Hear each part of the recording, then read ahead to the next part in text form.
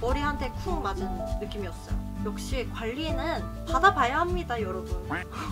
신세계를 경험했어요. 아픈 만큼 피부는 고와질 수 있습니다. 안녕하세요 여러분, 제이입니다. 거의 한 달 만에 영상을 올리게 되는 것 같은데요. 많은 일이 있었어요. 연말과 연초 사이에 많은 일이 일어났고 그걸 정리를 하려다 보니 업로드가 이렇게 갑자기 많이 밀리게 됐습니다. 그동안 영상은 많이 찍어놨어요. 하지만 편집할 시간이 없어서 올리지 못했답니다. 이 영상을 올리고 나서 이제 순차적으로 쫘라락 올라갈 예정이니까 많이 기대해 주시면 감사하겠습니다. 오늘 제가 준비한 콘텐츠는 바로 2021년을 맞이한 앞자리가 3이 된 제로구가 과연 스스로를 위해 어떤 것들을 했을까에 대한 영상이에요. 리뷰와 TMI 재밌게 봐주시면 감사하겠습니다. 그럼 지금부터 시작해볼까요? 고고! 안경을 맞췄어요. 거의 5년, 6년 만에 안경을 새로 맞췄습니다. 제가 진짜 두 번 다시 안경 안 쓰려고 했어요. 요랬던 외모가 요렇게 되지 않습니까? 공부 잘하게 생긴 그런 느낌적인 느낌인데 대학교 이후로 안경을 안 썼어요. 근데 안경을 맞춘 이유가 있습니다. 필기를 당당하게 합격을 했으나 이제 실기를 따야 되잖아요. 근데 제가 평소 같으면 그냥 생눈으로 다녀요. 오른쪽이랑 왼쪽이랑 시력 차이가 많이 나기는 하지만 오른쪽 시력이 그래도 보이기 때문에 그냥 그래 그냥 그대로 살자의 마음 그랬지만 운전이라 함은 저의 목숨만이 달린 것이 아니라 불특정 다수의 타인의 소중한 목숨과도 연관이 있는 거잖아요. 그래서 안경을 부득이하게 맞추게 되었습니다. 보이시나요? 안경의 중요성. 안경이 되게 중요하더라고요. 사람의 이미지를 결정하는 데 있어서. 수많은 안경을 써봤어요. 한 10개 정도 썼는데 광탈을 했어요. 쓸 때마다 남자친구가 아닌 것 같아. 이건 아니야. 아니야. 정말 빛의 속도로 안경테를 고르고 나서 안경 렌즈는 제가 이쪽 눈이 굉장히 안 좋은 관계로 4번 압축한 렌즈를 골랐습니다. 가격은 되게 저렴하게 73,000원에 맞추게 되었는데요.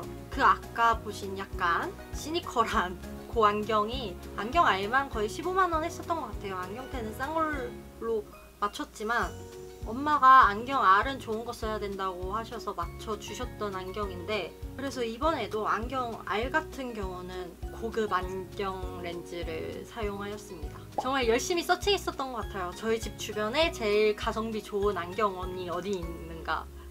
그 안경원은 제발 대박 터지시길 바랍니다. 정보는 아래와 같습니다. 두 번째, 제가 그동안 조금 장기로 영상을 찍을 수 없었던 이유 중 약간 큰 몫을 차지하고 있었던 건데요. 제가 피부 노화를 막기 위해 생애 최초로 레이저 시술을 받았습니다. 점을 빼는 외적으로는 피부에 레이저를 해본 거는 처음인데요. 효과는 놀라웠어요. 그리고 그거를 하면서 헤어라인 반영구도 하게 되었어요. 그럼 제가 관리를 받고 온 생생한 현장 잠깐 보고 올게요. 안녕하세요 여러분. 오후 반차를 썼습니다. 지금 시간이 12시 50분. 퇴근 10분 전입니다. 10분 뒤에 갈게요.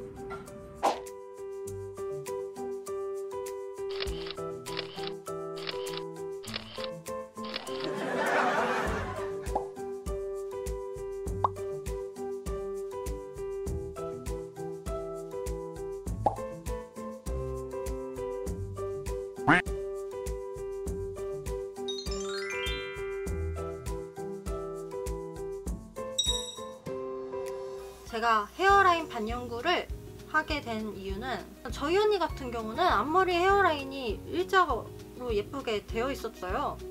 미다리라고 하죠? 아실 거예요. 순풍산부인과의 그 미다리 헤어. 저희가 어렸을 때 유행했었던 머리인데 엄마가 똑같이 머리를 해주시는데 뭔가 저의 이마는 약간 그 M자 갈매기 느낌. 그래서 언니가 많이 놀렸거든요. 그게 약간 상처가 본의 아니게 됐었나 봅니다. 그래서 나중에 커서도 앞머리를 자르고 싶은데 엄마는 앞머리를 자르면 여드름이 나니까 앞머리를 못 자르겠어요. 그래서 제가 초등학교 5학년 때인가 일부러 미용실 가서 앞머리 자르려고 제가 앞머리를 제목 호섭이처럼 잘랐었던 추억 아닌 추억이 있었습니다. 여튼 그런 추억은 뒤로 하고 제가 직장 생활을 또 하잖아요. 직업이 직업인지라 무거운 것도 많이 들기도 하고 색보정도 그렇고 뭐 컷과 컷 사이도 그렇고 약간 예민해져요. 습관인지 몰랐는데 자꾸 앞머리를 이렇게 넘깁니다. 진짜 오후 되면 이런 앞머리의 상태예요. 저를 아시는 모든 분들은 아실 거예요. 근데 문제는 그렇다고 해서 제가 뭐 헤어라인을 심어가지고 할 정도는 아닌 것 같아요. 그 정도의 큰 컴플렉스는 아니었던 거였죠. 그리고 이곳은 이 헤어라인 교정으로도 유명하지만 여신톡셀로도 입소문이 더 많이 났었기 때문에 제가 사비를 들여서 여신톡셀도 관리를 받고 왔습니다. 순서를 말씀드리자면 비포와 애프터를 비교해야 되기 때문에 사진을 찍습니다. 저의 M자 이마 그렇게 역사 속으로 사라지게 되고요. 그리고 나서 창피하지만 이렇게 이마를 깐 상태로 마취크림을 열심히 꼼꼼하게 발라주시고 저는 여신톡셀을 하러 갔어요. 제가 퇴근을 하고 간 상태이기 때문에 화장을 아주 깔끔하게 관리사 선생님께서 지어주셨습니다. 부드럽게 해주시는데 모공 사이에 있는 친구들 사라지는 느낌. 그것도 시원하게. 약간 머리 한 대 쿵 맞은 느낌이었어요. 그렇게 깔끔하게 클렌징한 단계를 넘어서면 마취크림을 얼굴에 전체적으로 도포해주십니다. 그리고 랩을 씌워주세요. 얼굴 전 빼러 갔을 때랑 같은 루틴이었던 것 같아요. 되게 도톰하게 얼굴에 마취크림을 발라주시고 랩을 씌워주시고 한 30분 동안 이 마취크림들이 흡수될 수 있도록 기다렸던 것 같아요. 시간이 지난 뒤에 이 마취크림을 깨끗하게 또 걷어주십니다. 갑자기 그때부터 약간 무섭기는 했어요. 여신톡셀에는 MTS라고 각질과 수분을 보강해줄 수 있는 특화되어 있는 것과 제가 받았던 모공 케어에 조금 더 특장점이 있는 프락셀 이렇게 두 종류가 있었는데 굳이 저한테 프락셀을 안 맞아도 된다고 얘기를 하시더라고요. 생각보다 그렇게 모공이 크시지 않은데 왜 모공 케어를 하세요? MTS 하시지 않으실래요? 라고 얘기하셨는데 저도 사람인지라 태어나서 처음으로 모공이 그렇게 크지 않다는 얘기를 듣고 기분이가 좋더라고요. 하물며 전문가 선생님들이잖아요. 내 모공은 내 생각 외로 작았구나. 그동안 나의 케어들이 헛되이지는 않았구나. 약간 인증받은 느낌이어서 좋았어요. 여튼 그런 시간들이 지나고 아까 마취크림을 제거해 주셨다고 했잖아요. 그리고 나서 정말 빛의 속도로 옆에 있는 관리실로 가게 됩니다. 어마무시한 레이저 기기가 있어요. 그러고 수술대 같은 그 침대에 눕게 되죠. 제가 어렸을 때 점을 뺐을 때 되게 트라우마 같은 게 약간 있었어요. 그래서 매번 울었었던 기억이 있거든요. 그 아프고 따갑고 얼얼한 것도 얼얼한 건데 그 냄새가 싫었어요. 그 단백질 탄내가 나잖아요. 사람 피부가 단백질이니까. 처음에는 좀 따갑네 하다가 그 냄새가 코로 오는 순간 약간 기분이 불쾌하면서 아픈가?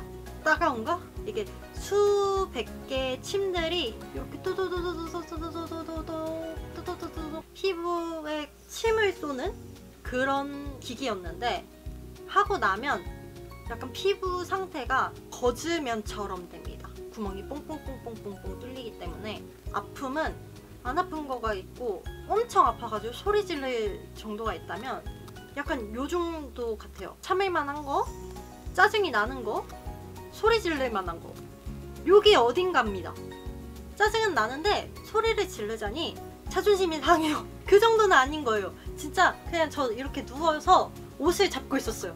아프냐고 계속 선생님이 확인은 해주세요. 근데 저도 알죠. 이게 피부 깊숙한 곳을 찌르는 거를 알고 있으니까 내가 참을 만큼 참으면 조금 더 효과가 좋겠구나 하고 진짜 다른 생각도 해보고 뜨끔뜨끔하지만 어금니 꽉 깨물고 참았어요. 그렇게 정신이 진짜 완전 번뜩 뜰 정도로 마구마구 레이저한테 맞고 나오면 다시 원래 있었던 그 관리실로 가게 되는데요. 마음에 강같은 평화가 옵니다. 여신 톡셀이라고 불리는 앰플을 얼굴에 전체적으로 도포해주시고 갈바닉 기기 같은 롤러 가지고 깊숙이 들어갈 수 있도록 롤링하고 마사지를 해주시는데요. 차가운 면이 얼굴에 닿는 순간 아시죠? 황토 한증막에서 들어갔다가 문 열고 탈출했을 때 그 상쾌한 느낌, 그런 느낌을 피부로 느끼실 수 있어요.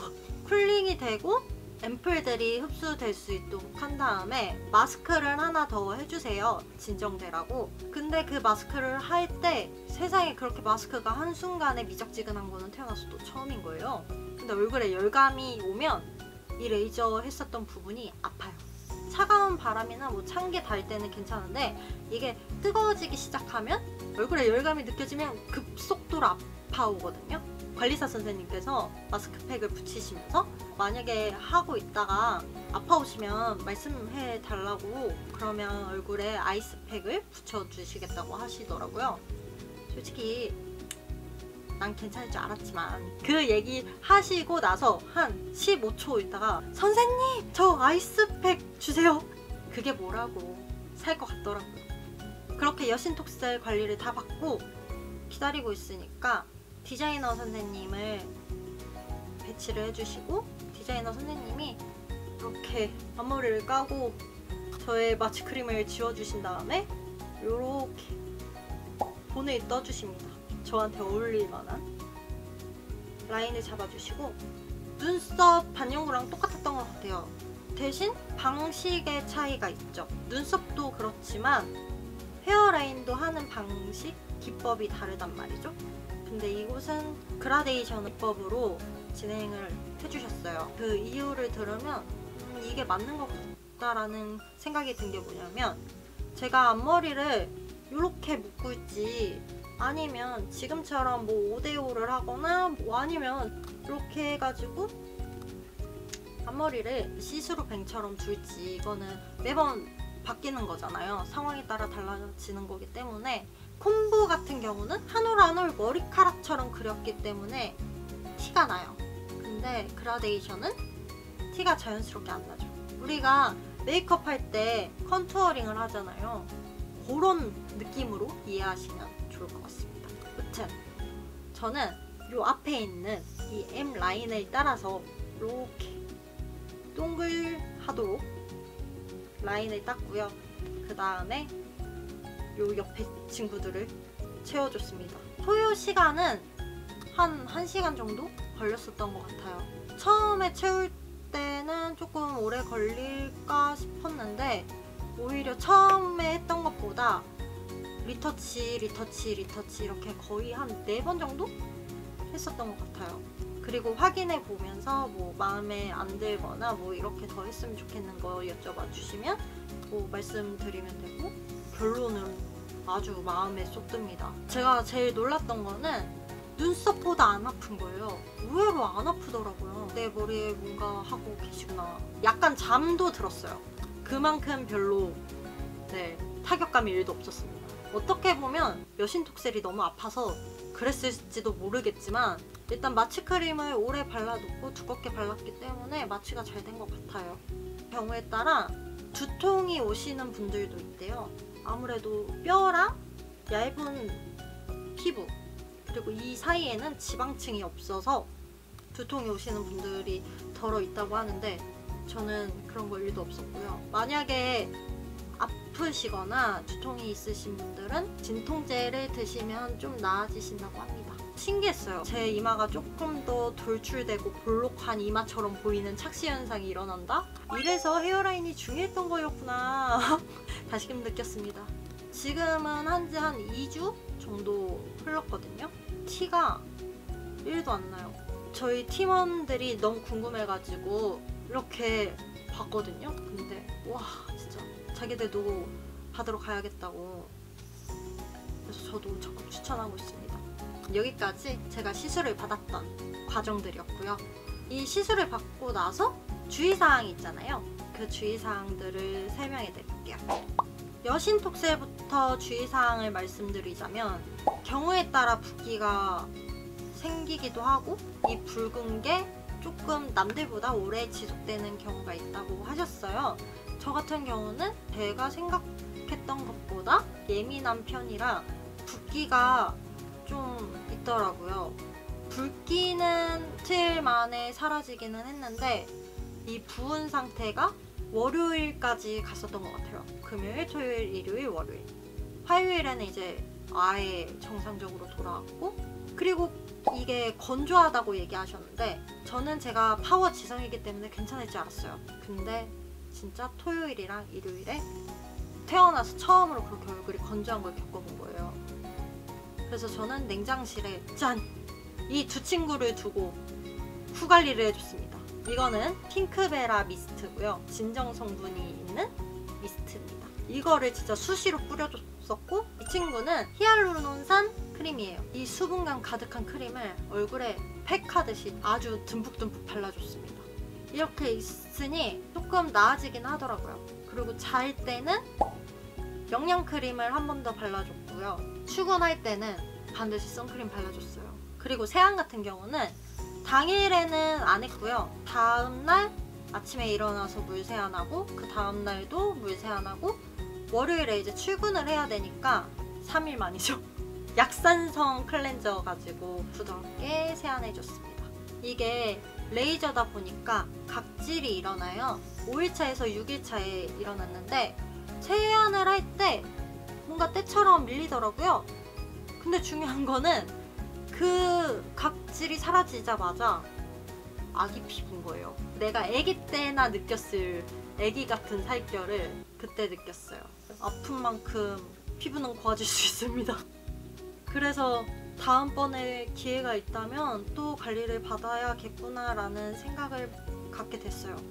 하지만 이 프락셀은 레이저다 보니까 너무 자주 받다 보면 얼굴이 더 예민해지는 피부가 될 수 있다고 해요. 자극을 주는 거니까. 그래서 전문가와 상담을 받고 그 다음에 이 기간을 맞춰가지고 진행을 하시는 걸 저도 추천해 드릴게요. 금액 같은 경우는 VAT 포함하지 않고 99,000원에 진행을 했었습니다. 그러면 이번에는 헤어라인 반영구 주의사항을 말씀드릴게요. 헤어라인 반영구 같은 경우는 이게 아무래도 앞머리에 염료가 닿았잖아요.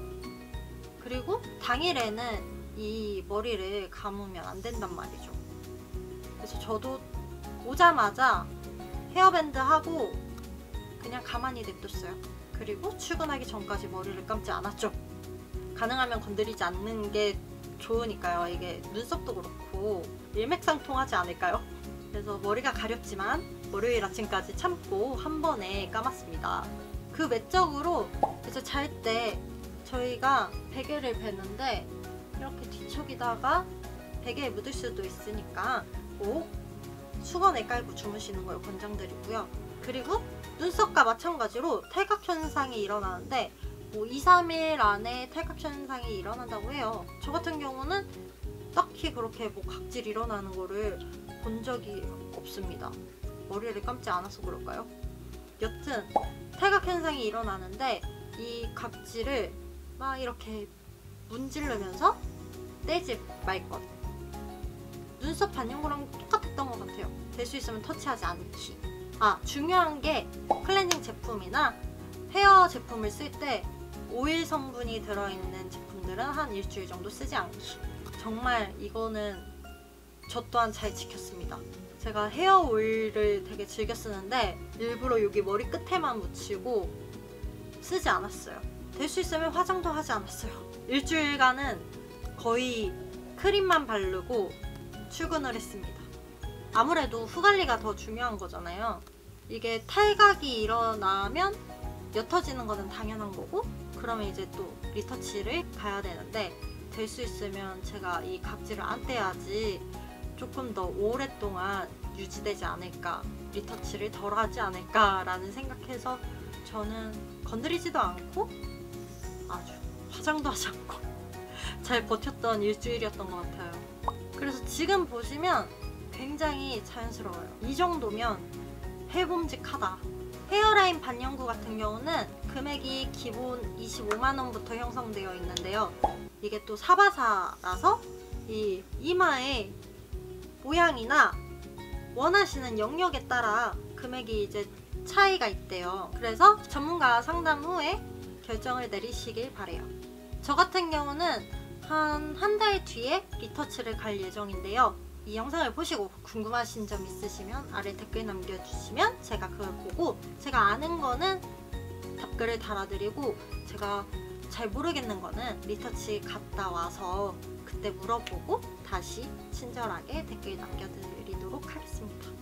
이렇게 해서 오늘 영상은 2021년 앞자리 바뀐 제로구가 스스로를 위해 어떤 관리들을 했는가에 대한 영상을 찍어봤는데요. 재밌으셨길 바랍니다. 리얼한 후기 영상이기 때문에 썰이 굉장히 길었어요. 제가 생각해도 굉장히 길었던 것 같은데 도움이 되셨길 바래요. 이렇게 상세하게 말씀드린 이유가 다 여러분들께 양질의 후기를 알려드리기 위함이니까요. 그러면 나가시기 전에 좋아요와 구독, 알림 설정 남겨주시고요.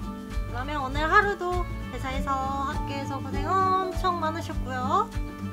스스로를 기특하다 해주시는 셀프 토닥의 시간도 잊지 마세요. 그러면 저는 다음 영상에서 여러분들을 또 찾아뵙도록 하겠습니다. 좋은 밤 되시고 이쁜 꿈 꾸세요. 안녕.